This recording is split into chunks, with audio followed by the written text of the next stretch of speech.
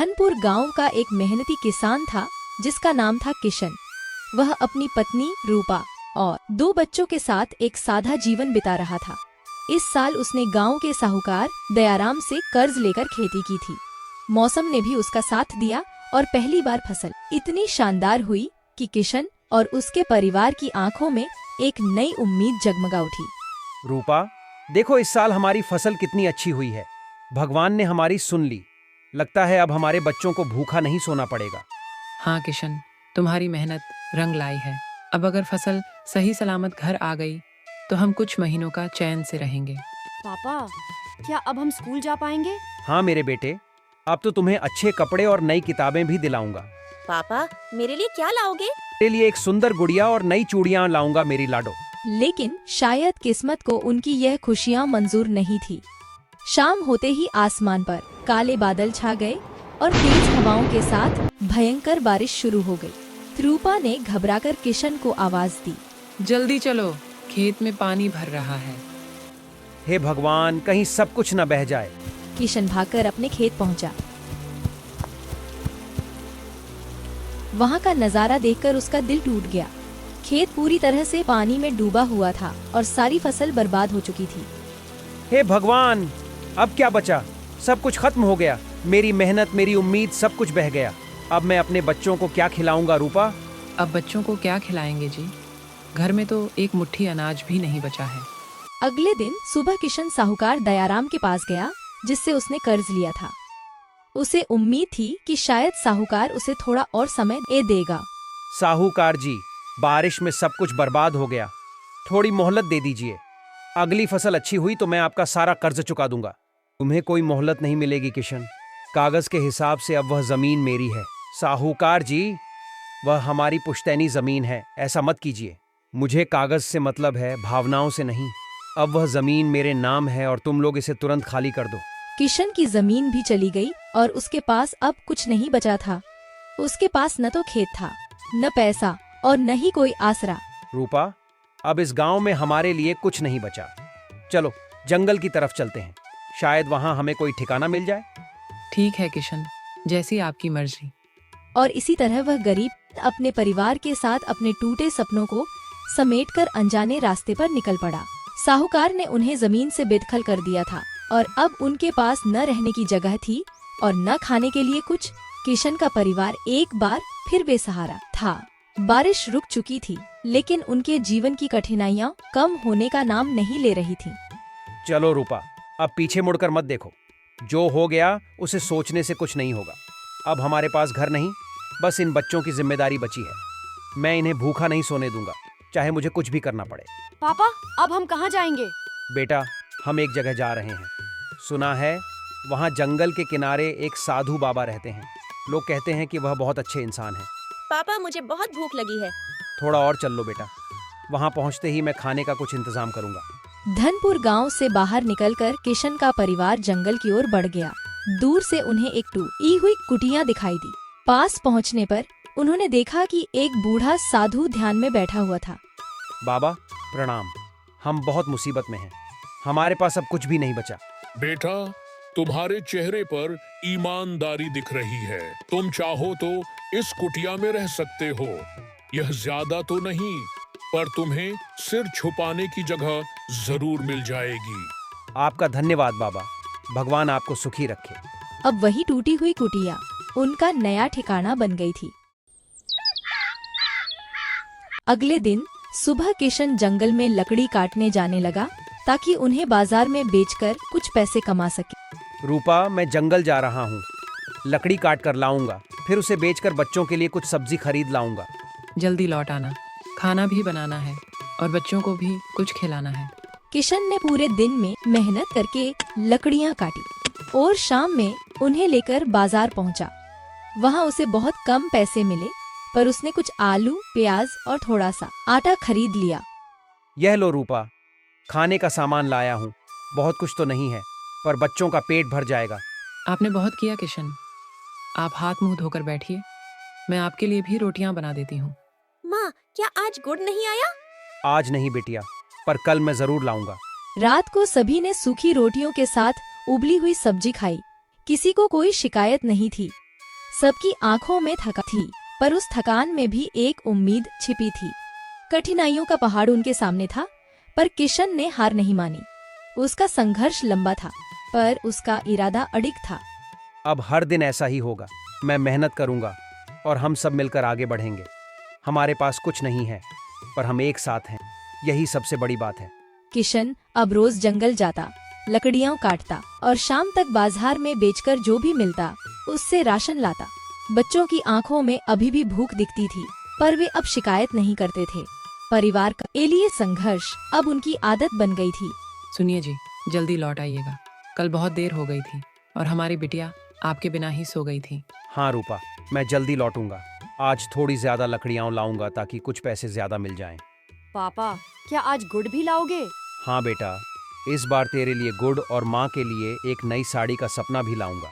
और मेरे लिए चूड़ियाँ? तेरे लिए सबसे सुंदर चूड़ियां बिटिया, बस भगवान थोड़ा साथ दे। वह मुस्कुराते हुए जंगल की ओर निकल पड़ा, लेकिन आज वह रोड से थोड़ा ज्यादा दूर निकल गया। उसने सोचा, जितनी ज्यादा लकड़ी मिलेगी उतना ही अच्छा होगा। आज ज्यादा लकड़ी चाहिए। ज्यादा लकड़ी मतलब ज्यादा पैसा, ज्यादा पैसा मतलब सबके चेहरे पर खुशी।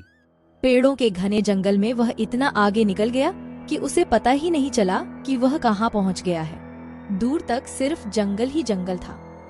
वहाँ कोई रास्ता दिखाई नहीं दे रहा था और न ही कोई आवाज थी। अरे, ये कौन सी जगह है? यह रास्ता तो रोज वाला नहीं लगता। लगता है मैं गलत दिशा में आ गया हूँ। वह इधर उधर देखने लगा, पर उसे कोई रास्ता समझ नहीं आ रहा था।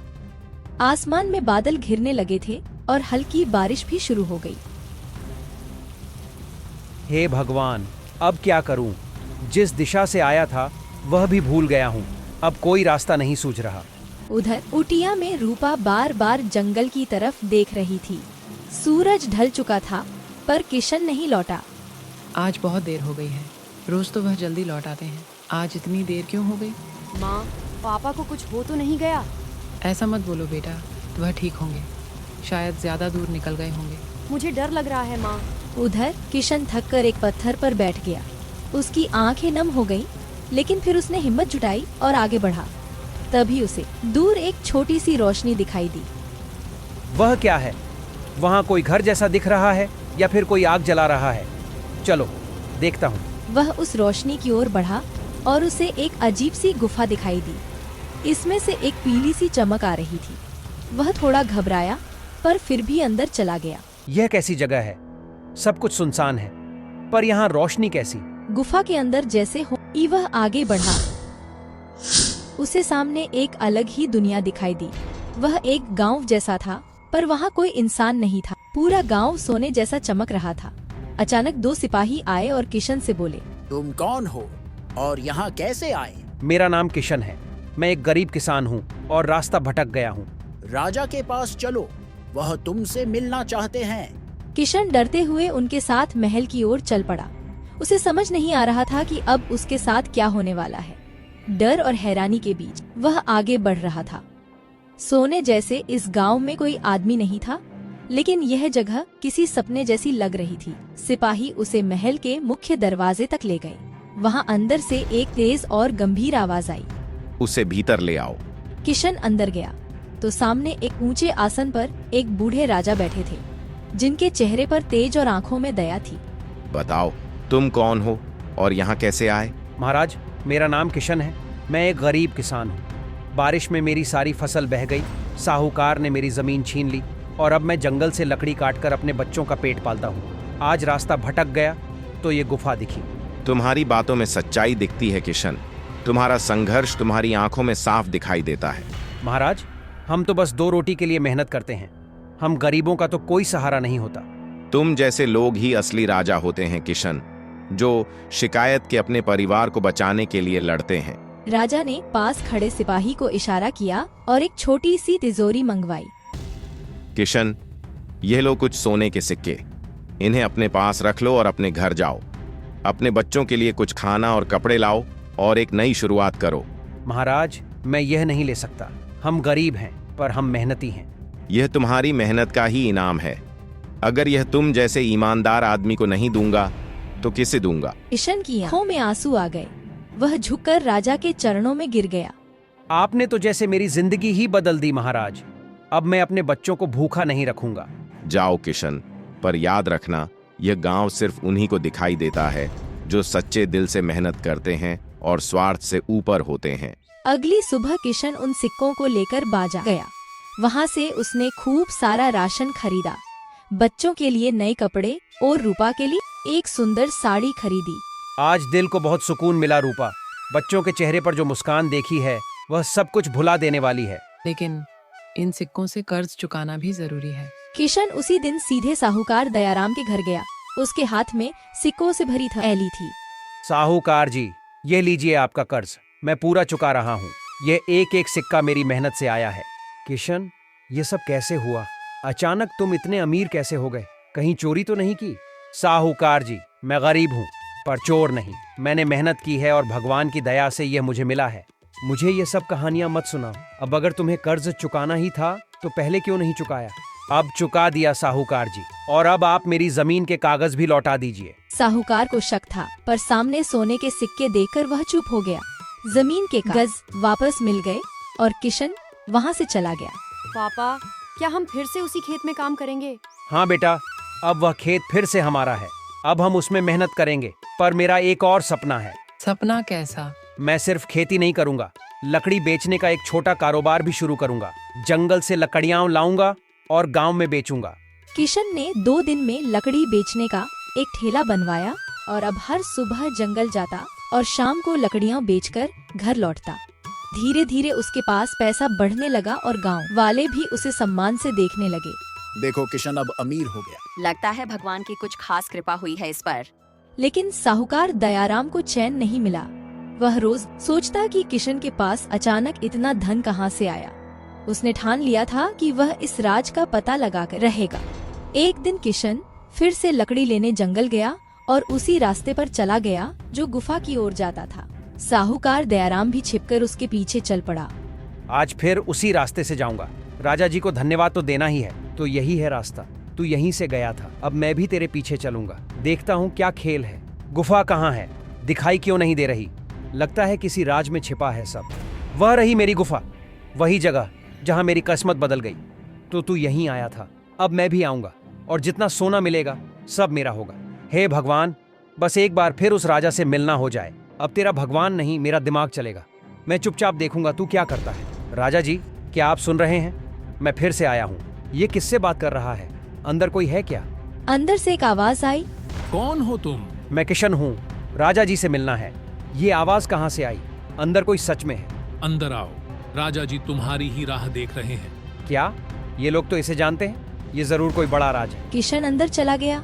मैं बहुत आभारी हूँ राजा जी का। उन्होंने मेरे जीवन को नई रोशनी दी। अब बहुत देख लिया, अब मेरी बारी है। साहूकार धीरे से गुफा की ओर बढ़ा। जैसे ही वह अंदर जाने लगा, एक तेज चमक प्रकट हुई और चारों ओर अंधेरा छा गया। रुको, कौन हो तुम? मैं साहूकार दयाराम हूँ। मुझे भी राजा से मिलना है। तुम्हारे अंदर लालच की गंध है। राजा ऐसे लोगों से नहीं मिलते। मैं जानता हूँ किशन को यह सब कैसे मिला। उसे उसकी ईमानदारी ने दिया और तुम्हें तुम्हारा लालच यहाँ से दूर ले जाएगा। नहीं, मैं भी वही चाहता हूँ जो उसे मिला। नहीं, यह अन्याय है। मैं कुछ नहीं कर रहा था। तुमने गरीबों की जमीन छीनी और अब उसे भी छीनना चाहते हो। यह जगह तुम्हारे लिए नहीं है। राजा के आदेश पर तुम्हें बंदी बनाया जाता है। नहीं, यह अन्याय है। मैं कुछ नहीं कर रहा था। तुम्हारी सजा तुम्हारे कर्मों से तय हुई है।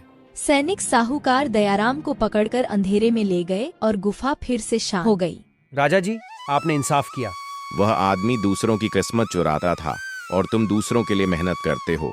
जाओ किशन, अब तुम अपने जीवन में हमेशा सुरक्षित रहोगे।